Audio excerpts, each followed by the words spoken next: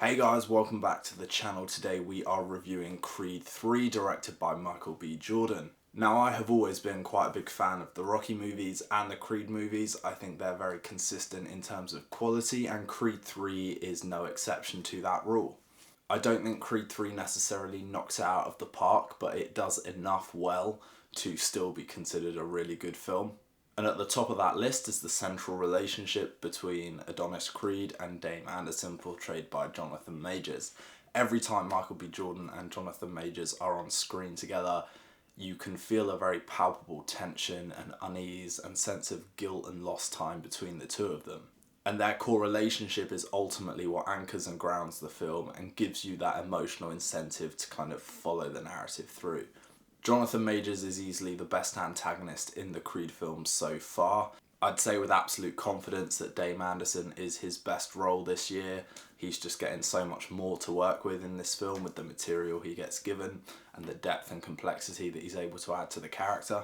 I think the story does an admirable job of kind of elevating Tessa Thompson as well, because I think after the first film, this franchise struggled to give her her own journey and autonomy outside of Adonis Creed's journey. Whereas in this film, she still has a bit more to do and you still see her wrestle with her own kind of problems and demons. There are a couple of story beats in this film where it does feel rushed. I think Adonis's relationship with his mum kind of gets lost in the narrative somewhere. It isn't really given the time to grow in this film in the way that I think they want it to land with the emotional impact that they want it to.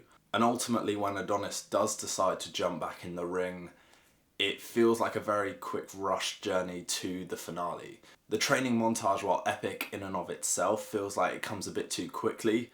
And then all of a sudden we're in the final fight. I think that final segment of the film, although it absolutely packs a punch and still feels motivational and hype and all that, from a story point of view, it feels like we get from here to there very, very quickly.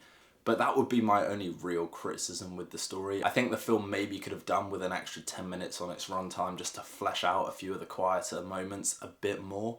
Because Creed's return to the ring did feel like it was kind of pushed through the narrative quite quickly. The fight choreography still packs a punch, as always.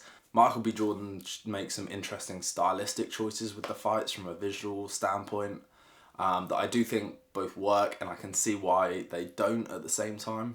There's a moment in the final fight where they kind of strip back the whole stadium audience and they kind of personify their past around them. And I think it works. I think it emphasizes what they're going through. I do think it's a bit on the nose, potentially, that you didn't necessarily need it to fully understand what's going through their minds right now. It's a very personal journey, and I think you know that for the character. For me personally, I still think the final fight in the first Creed was the best final boxing punch-up we've had for these films so far. I think it got the length of the fight just right. I think it got the pace of the fight and the rhythm of the fight just right, accompanied by the inspiring motivational speeches by Rocky Balboa in his corner. Speaking of which, I don't think the film necessarily suffers from not having Sly Stallone in there. And there's definitely not as many pearls of wisdom or universal truths about life sprinkled in throughout with his absence. But if the first Creed film was about him stepping out of Apollo's shadow, the second Creed film was about Adonis stepping out of Apollo's legacy, this one is about confronting his own demons and cementing his own legacy. Overall, I really enjoyed Creed 3. It was a great ride. Please drop a comment below. I would love to hear your guys' thoughts on the film. Also, please consider liking and subscribing to the channel, guys. That's always a huge help for me. And in the meantime, we will see you for the next vid.